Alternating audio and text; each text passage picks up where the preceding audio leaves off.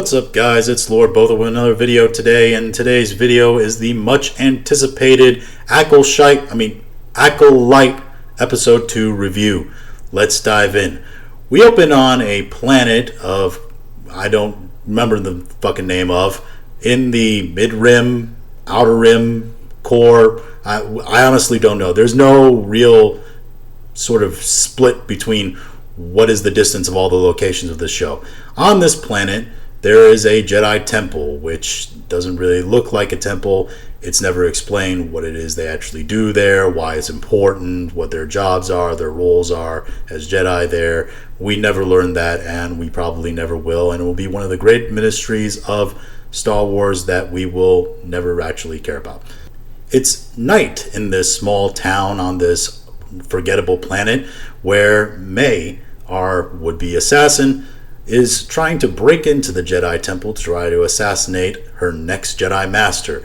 It turns out she's getting help from a small young girl that she pays, who distracts the security droid and is able to sneak into the Jedi Temple. After sneaking around some guards, she breaks into the chambers of one Master Torben, played by the same actor who played King Tommen in Game of Thrones.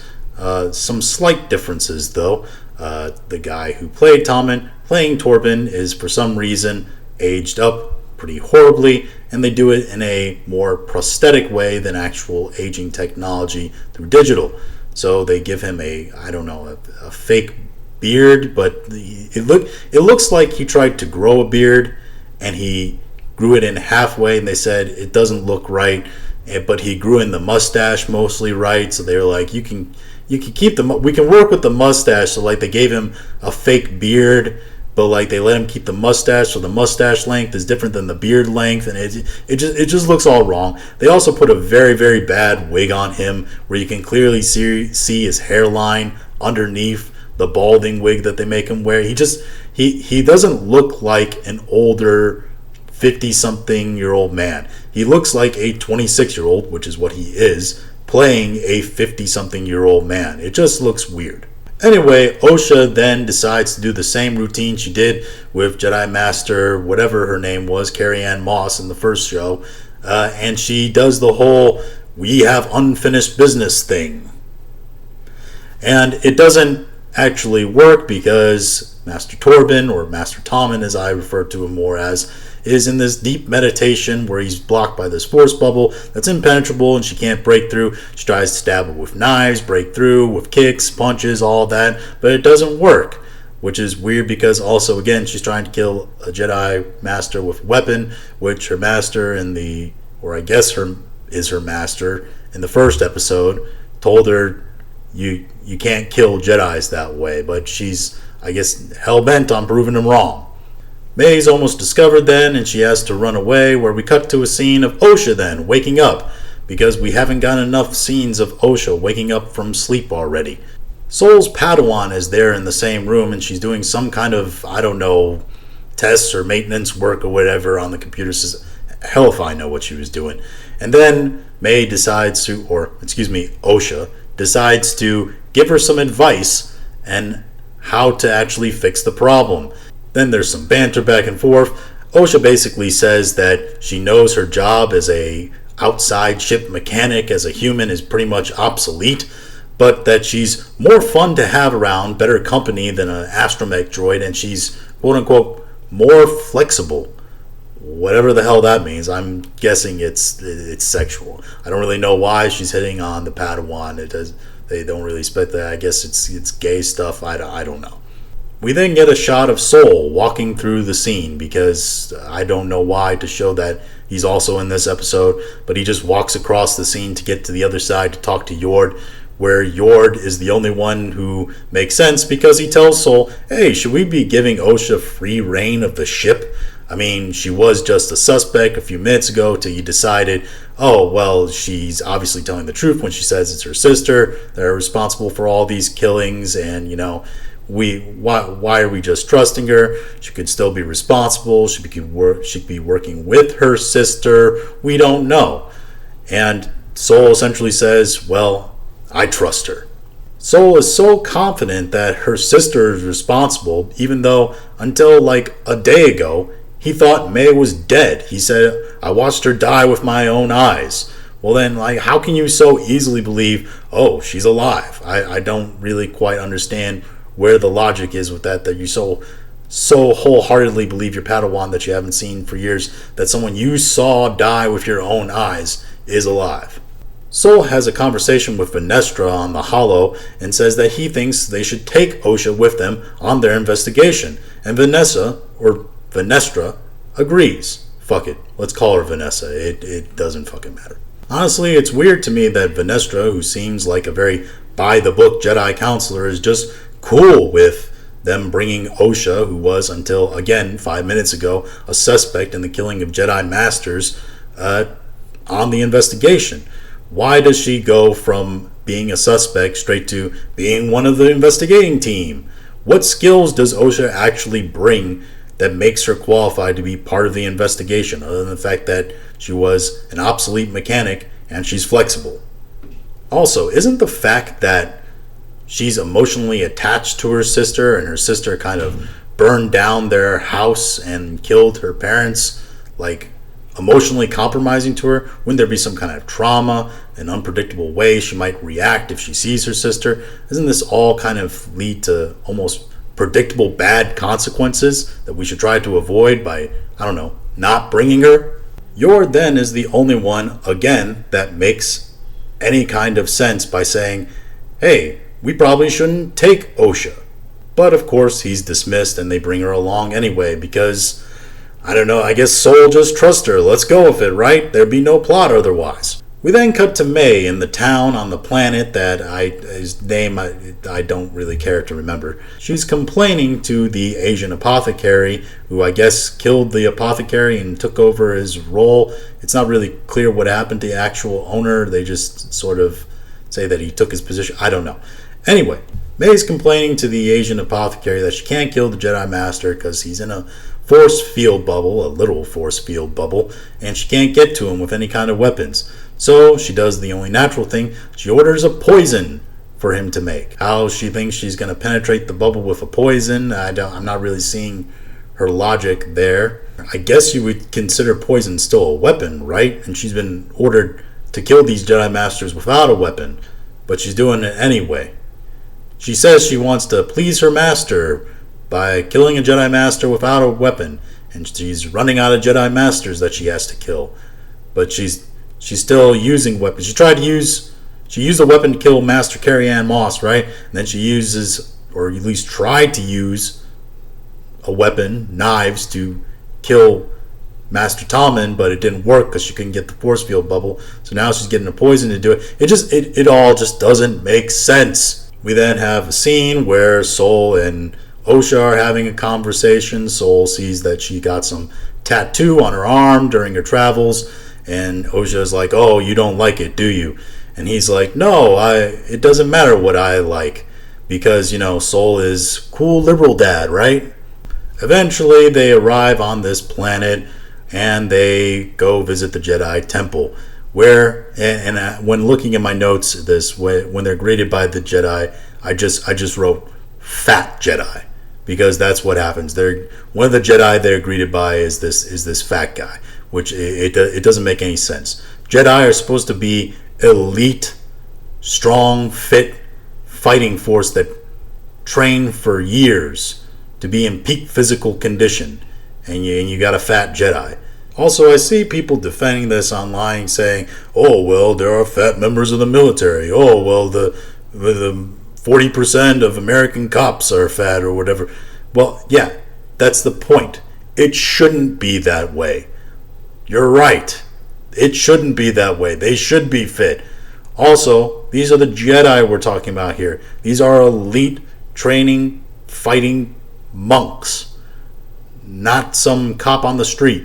Anyway, the Jedi and Osha are like, we gotta talk to Master Tommen. Someone's trying to kill him. And the Jedi from the temple are like, he hasn't talked to anyone in 10 years. He took a vow of silence. He's always constantly meditating. And Soul is like, he will talk to me. We were friends for a long time. And it's like, oh, well, shit. Since you put it that way, just come on in. I'm sure he'll speak to you. He'll break his vow of silence or whatever. It shouldn't matter to him. Meanwhile, May has broken into the temple again, right under the incompetent fat Jedi and dumb Jedi's noses, and has gotten to Master Tommen again. She starts whispering evil things through the bubble, right? And she's like, I can give you the sweet bliss exit that you want, blah, blah, blah. Gives them the whole maid talk from Canada that they hear over there. It's then that Master Tommen breaks out of his sleep and he decides, you know what, May? You're right. And he takes the poison willingly and self-deletes. By the way, this is the second show in which the guy who played King Tommen and now this Master Torben has self-deleted in the show. So I don't know if he saw what Sean Bean was doing and was like, I want to do that, but I want to do it as a one-man band. Osha, being the rebel scamp that she was, broke off from the main group to try to investigate things on her own. And of course she ends up finding Master Tommen right after he had self-deleted. She's standing over his body. She sniffs the poison bottle, right? She kind of seems like she recognizes whatever, which seems kind of weird. And then, of course, everybody finds her over the body. And, of course, they immediately accuse her of being the one responsible. And she's like, I know what this looks like. Even though we know specifically that there is a twin for her exact face out there. So, it could be the same person. We don't know. We don't know. I don't know why they immediately jumped to the conclusion that she killed her. Just like I don't know that they immediately jumped to the conclusion that she was not guilty or completely innocent or whatever just because she says her sister was the one who did all the killings. Anyway, Yord pops up from around the corner because he had been following her and was like, Osha didn't do this. I've been following her the whole time, which seems kind of weird. Why didn't he just come in a little bit earlier to prevent them just bursting in and making it all weird? Osha then spouts about how she knows what kind of poison it was because she could identify the ingredient of a flower or whatever that's used on the home planet that she and her sister are from, because they used to hunt using that kind of poison made with that ingredient when they were kids or whatever, living together, which all seems a little thin and stretched for me and kind of weird and doesn't really seem 100% believable. It's like over 16 years ago, they were like kids, maybe 12 or whatever. Do you remember specifically the flower that they used to use to hunt with poisons or whatever?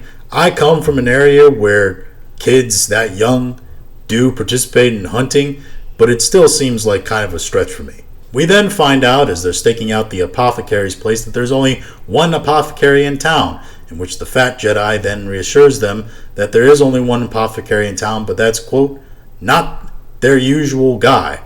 So there's only one apothecary in town. It's not the guy that it normally is, and he hasn't been seen from since, I assume.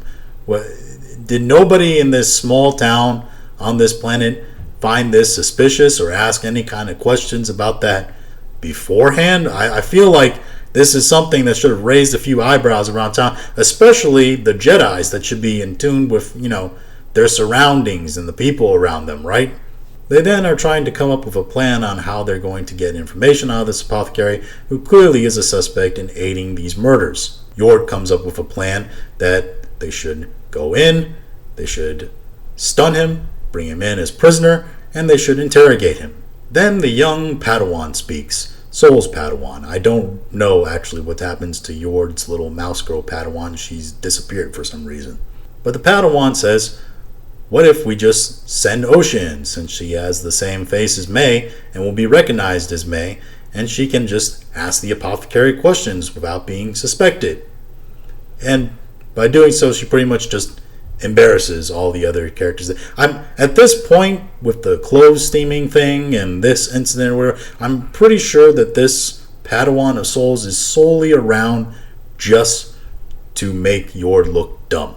Soul agrees with the plan and decides to send Osha in, and he gives her a stun gun because I guess that's a fine idea to give a former suspect a weapon, in which Yord also, again, the only one that makes sense, protests as being a violation and very suspect since, again, just a few days ago, she was a suspect in all these killings, and we still don't know what her involvement is, if she knew her sister was alive and is just lying, or if she's working with her sister, we don't know.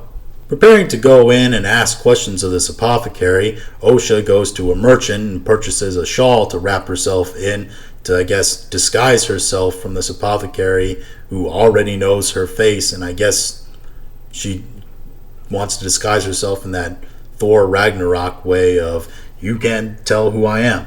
Anyway, while she's in front of this merchant in broad daylight on a street, she decides to speak very loudly into her hidden microphone for everybody to see, which doesn't look weird and suspicious to all, even the audience. After literally being in the shop for about a minute and a half and asking the questions of the apothecary, he reveals that he did in fact help brew the potion to kill the Jedi Master for May, and all the Jedi decide to rush in and try to arrest him.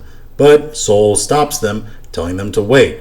He then is waiting for the apothecary to apparently say that May wanted to try to kill the Jedi Master without a weapon.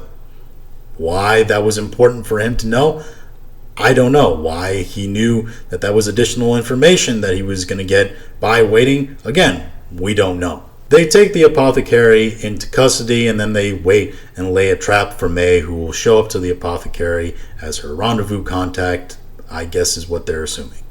While waiting for May to show up, the Padawan is essentially now giving orders to Yord, saying that he's not supposed to intervene, and Master Sol is the only one that has to deal with May. Osha demands that she be involved in the capture of her sister, but Sol denies her and says that, I didn't know you were still so angry. Well, yeah, and Osha even says right after, she burned down my house. She killed our parents. Of course I'm still angry. Well, yeah, and that's why Osha is emotionally compromised and why she shouldn't have been brought on this mission. What do you think was... This is the exact thing I was complaining about earlier. May eventually shows up. Sol confronts her. There's a Jedi Kung Fu fight again because I guess they want to conserve CGI lightsabers. I don't know why. They only had $180 million to make this show. Apparently, May was under the impression, too, that Osha was also dead, and Sol reveals to her that Osha is alive, and Yord also confirms this by chiming in on the capture and joining, and then everybody shows up to try to capture May, and then she does this whole ninja vanish routine by using the Force, I guess, to blow dust up and then disappear, which I don't know why she didn't just do that in the beginning, because that would have made more sense for her to get away quickly. Osha and everybody else then are out on a manhunt trying to find May all throughout the town, and Osha ends up being the one finding May from around the corner. They do this sort of eye lock stare thing for a minute, and then Osha shoots her little stun gun that she has to try to stop May from escaping. It's then that we find out Osha shoots like a stormtrooper. She has terrible aim. She misses her sister multiple times with this gun. I don't know if they're trying to imply like she wasn't actually trying to hit her, but if they do, it's, again, like most things in this show, done poorly. Later, when they're back on the ship, Sol is called by Venestra, and he and the rest of the team are called back to the council to quote-unquote strategize. And again, they're hot on the trail of Osha. They know where she's going to go next because they know from the apothecary that she's going to try to find the Wookiee Jedi that apparently is this third master that she's trying to hunt, but they're all being called back to strategize with the council. But this is again another example of what is Venestra's character? Is she supposed to be a by the book Jedi counselor who's like, no, we have to come back and strategize and fill out these forms?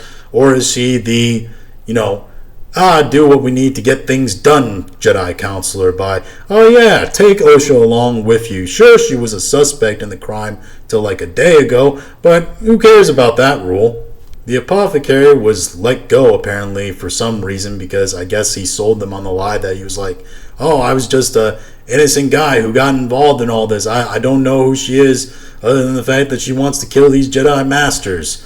I guess they believe that. But the apothecary is being watched by Fat Jedi and another Jedi as basically a suspect in potentially aiding her in more crimes, right? Which kind of makes sense, I guess, if you are going to let him free, even though you shouldn't have let him free. He aided and abetted a criminal. May is able to sneak back into the town then and corners the apothecary and is basically like, you betrayed me! And he's like, no, I didn't. I can help you escape. So then he helps her escape and they evade the Jedi who are surveying him, because the Jedis in this town are complete and utter idiots, I guess. We then cut to an epilogue scene on Quahog. I don't remember what the fucking planet's name is. It's a jungle planet. And the Wookiee Jedi is living there. His name is Calcoon. I don't fucking know. I don't care. I don't care. Anyway, there's hunters or scavengers that are going through this jungle planet, and they come upon a ship that they think they're going to scavenge, and then they're scared off by Top Knot Wookiee, who is the Wookiee Jedi Master, and it's setting up for the third episode, which I guess will explore Top Knot Wookiee's home. But anyway, that's been episode 2 review of the Acolyte. I don't want to do another review. I'm gonna have to, though. I'm gonna fucking have to. Anyway, can't wait to review episode 3, which I've been told by early screeners is the gayest episode so far. Which, to be fair, these 2 episodes haven't really been that gay, other than the two mothers thing and the slight flirting with the Padawan and all that shit. These 2 episodes have been, honestly, just not great. They've been kind of meh. There's problems, controversies, but I mean, it's like D+ tier television, C- tier television. Episode 3, I am actually honestly interested to see how woke, gay, and terrible they make it. But I can't wait. Anyway, those are my thoughts on this. If you have your own thoughts, you're welcome to leave a comment. If you like this video, like, share, and subscribe. If you didn't like this video, I appreciate you listening to all of it, and we will talk to you again later.